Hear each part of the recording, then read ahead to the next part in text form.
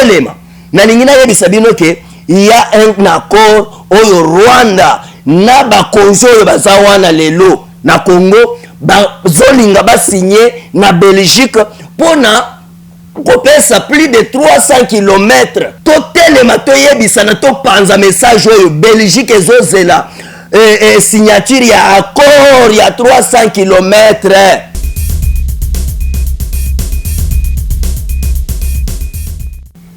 Bande kobalandi ya 0001 Monde News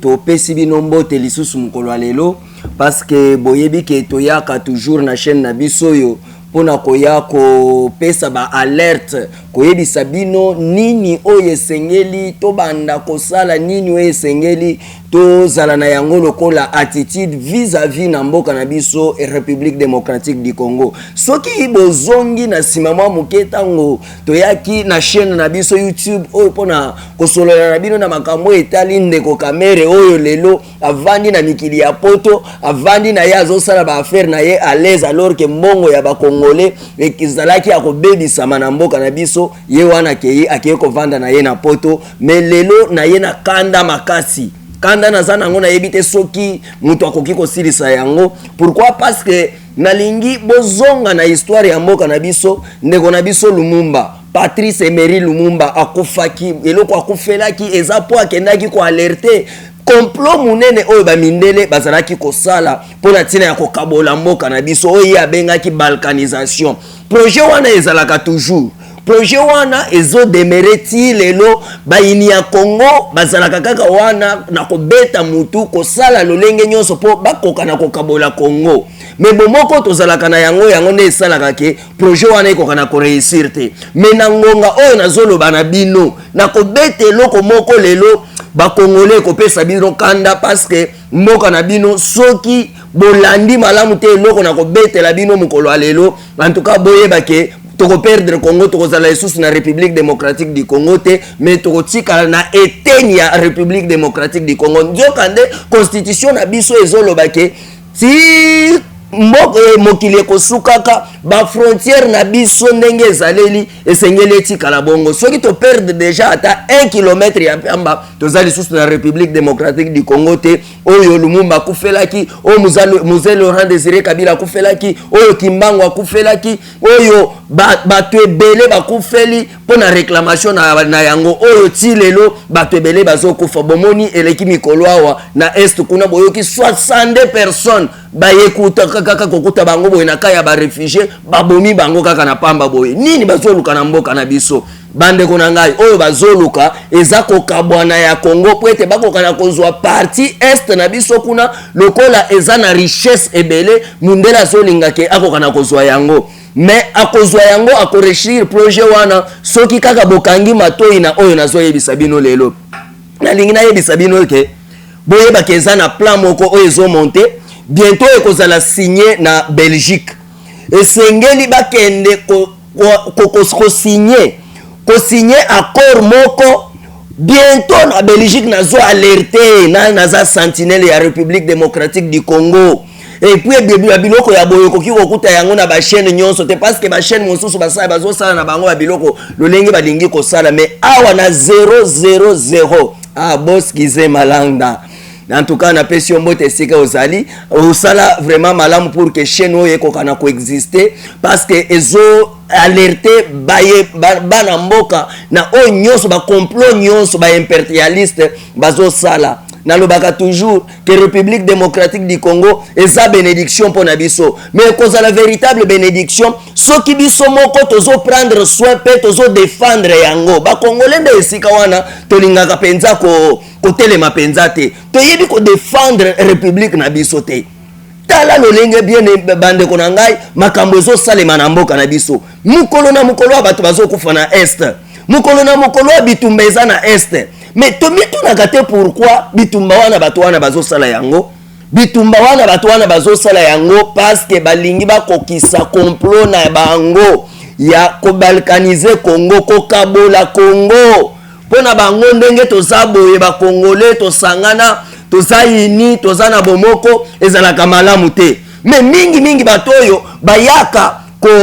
kokisa makambo yo bayini ya Congo bayaka na yango ezaka ka biso moko ba congolais nde okomona bakokotela lelo sima ya ndeko na biso Songolo Pakala sima ya ndeko ya biso moko Songolo Pakala bapesi ye manduki bapesi ye misolo bapesi ye biloko boye po ya ko déstabiliser propre pays na yo.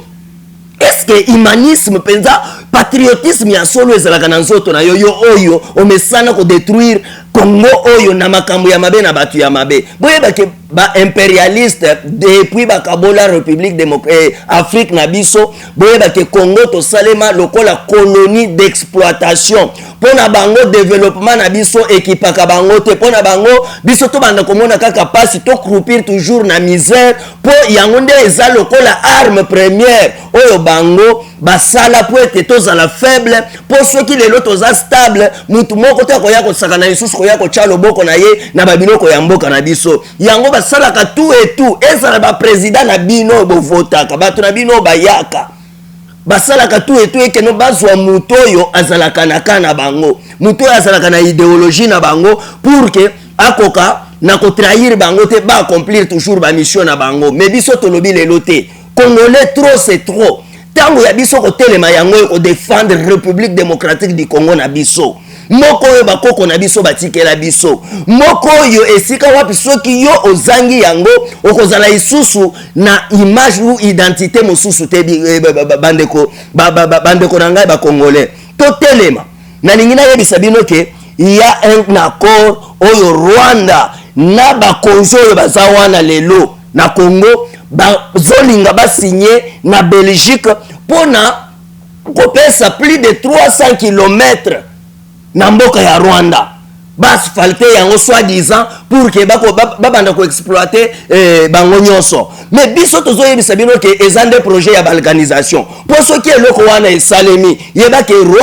Rwandais akozala na accès facile awepa na biso akobanda kosala na ye makambo nyonso parce que c'était un accord o bakoyokana ke Rwanda akoki koya na Congo ndenga alingi Congolais akoki kokende kuna mais biso tokokende na Rwanda koluka nini biso tokokende na Rwanda po tozwa nini tala ba contrat minier oyo bakendaki ko signer na bango biso minere nini tokokende kozwa na oyeba yebisa biso ke bazopesa faveur na Rwanda derrière Rwanda tozomona ba grande puissance américaine nanya yebi yango te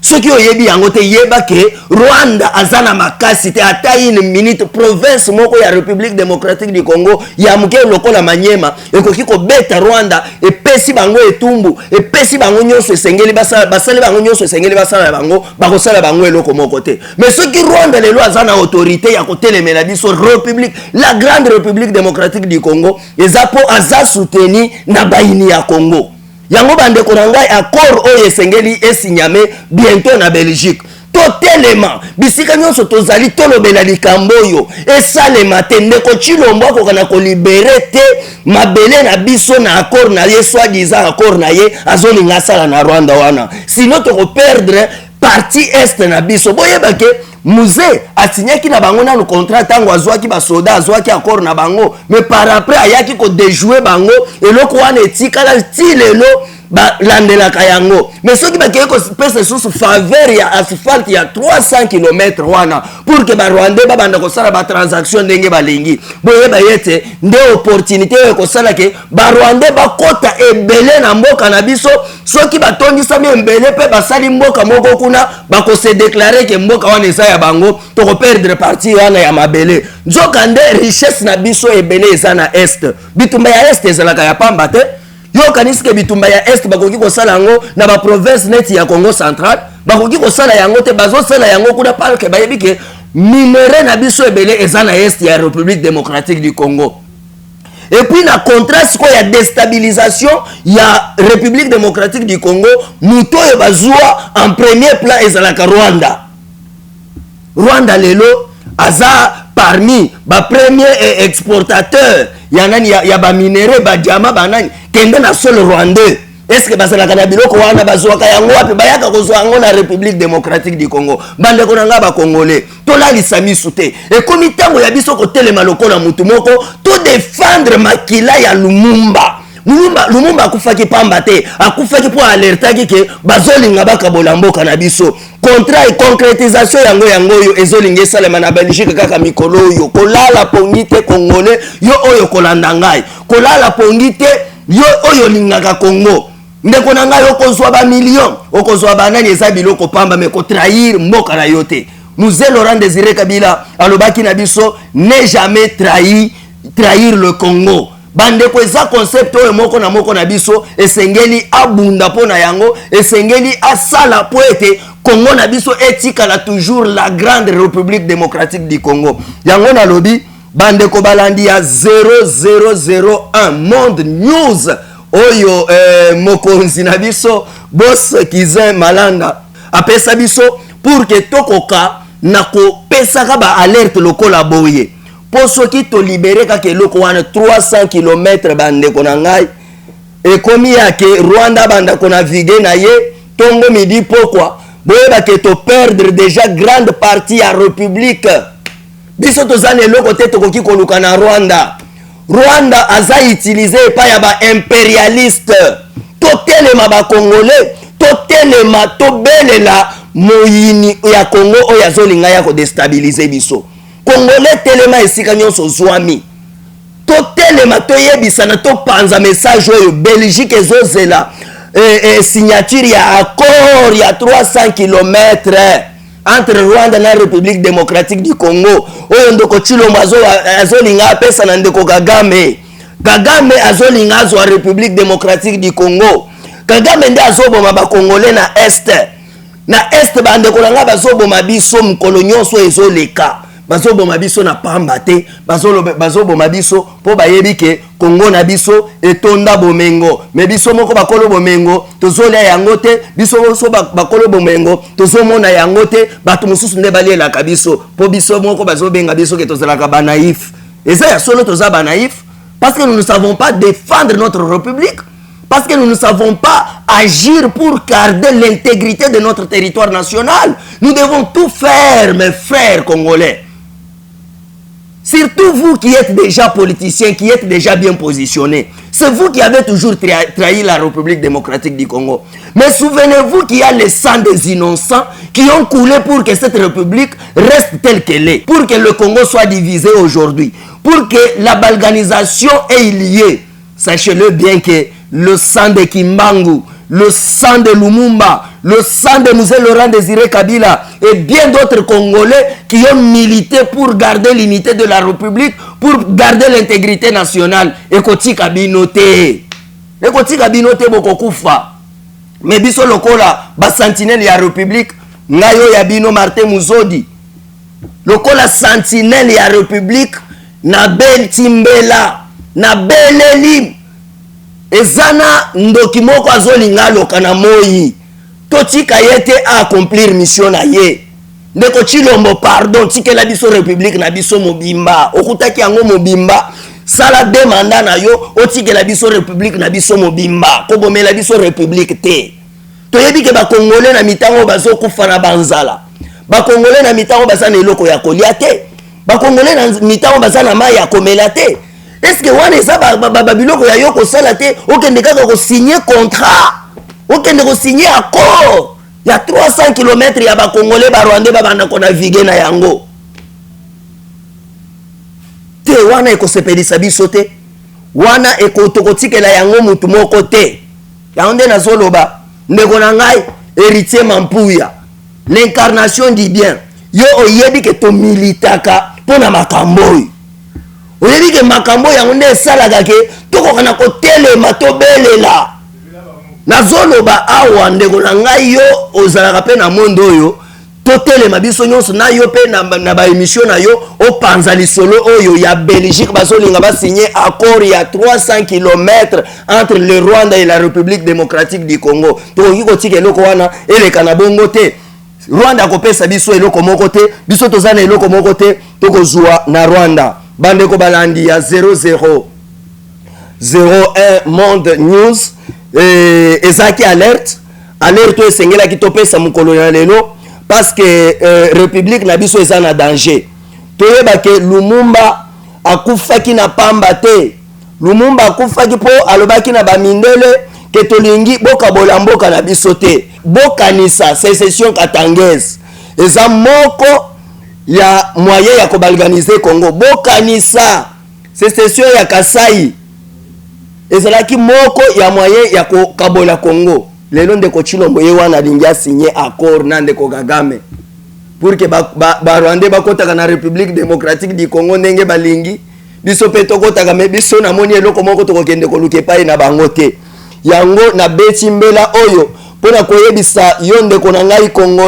congolaise oyo kolanda biso ya kokabola video oyo ya kopanza yango ba congolais nyonso bazwa message oyo ceux qui ozalaka déjà abonné na 0001 Monde News en tout cas et que olandi lisolo oyo partager yango alerter ba congolais lokola yo po biso nyonso totelema lokola mutu moko tolobela likambo esalema te likambo esalema te mboka na biso etikala kaka mobimba ata soki bakoboma biso na nzala bakoboma biso na pasi me mboka na biso ezala toujours mobimba na yango au cas contraire en tout cas tokozala na obligé na biso d'être te lokola ba congolais ceux qui ba étranger bakoki koya lelo ko s'imposer sur notre propre territoire et kozala malamu te yango nde ezalaki mbela na ngai ya mokolo ya lelo pona biso nyonso balandi ya chaîne na biso YouTube 001 Monde News oyo tozo exhorter tozo yebisa bino ete bobanda kolanda de temps en temps parce que tozo ya na pression makasi tozoya na pression makasi po ete to alerte makambo ya mutu ya bango kosa ngai nationné lelo na Kinshasa mukolo lelo na solo bana bino na tamboli na venir belé ya Kinshasa mais il faut voir la République mboka eza ya kopola mboka eza ya kokufa makambo ya minene ya kosala ezali mais bakonzi na biso bazolinga kosala yango te tala ba priorité bango bazokende kozwa bakende kosignaler biso ba accord na Belgique pour nini toujours na Belgique. Qu'est-ce que nous avons encore à faire avec la Belgique? Hein, bandeko? Botika biso kimia, botika Congo kimia, bosala, bo développer bamboka na bino, botika biso peto développer mboka na biso na makoki tozana yango. Pona nini bolingi bo se gérer toujours na ba problème na biso? Pona nini bolingi bo kota toujours na makambo ya République démocratique du Congo? Bino yo bo mesana ko trahir mboka. Na lobi na zo bandela makila ya Lumumba ekoganga. Makila ya mzee ekoganga. Makila ya Kimbangu ekoganga, Kimpavita ekoganga. Et puis biso ba Martin otozoya tokotika kabino kimia te. Kino bokotika République démocratique du Congo à l'aise to se développer na bomengo nzambe apesa biso na komi presque na suka ya numéro na biso ya mukolo lelo mais to suki awate toko banda kolobela makambo ya Congo na biso toko banda ko betela bino masolo ya lolenge mboka na biso ezotambola mikolo ezokoya mais bozala toujours bo s'abonner mingi na chaîne na biso 0001 Monde News oyo ezali na boss na biso Gize Malanda oyo azolinga ke bozala toujours na information autant voulu na information directement ke eza atatango eza na ba cuisine ya fabrication na yango bozala déjà informé. Voilà pourquoi pona mukolo lelo bande ko ba congolais na lekaki pona yebisa bino ete Congo na biso eza sur la voie d'être balkanisé. Mais ceux qui biso to lalisi misu to perdre mboka na biso botika ke nzambe apambola bino nyonso ba congolais oyo bokolanda émission oyo nzambe apambola République démocratique du Congo pe etikala toujours la grande République démocratique du Congo. Je crois vous retrouver dans les jours à venir. Pour aujourd'hui, je vais devoir me séparer avec vous, mais pardonnez-moi que je ne peux pas me séparer avec vous sans dire merci à Eli Kena. Eli Kena, lui, qui a fait sa magie pour que nous puissions arriver chez vous. Et je ne peux pas aussi m'en passer sans dire merci à notre patron, au patron de la chaîne 0001 Monde News, Gize Malanda, qui a mis cette opportunité à la portée de tous les Congolais et du monde entier pour que vous soyez informés. Et pour moi, votre humble serviteur Martin Mouzodi, je prends congé de vous aujourd'hui et que Dieu vous bénisse et que le Congo soit béni.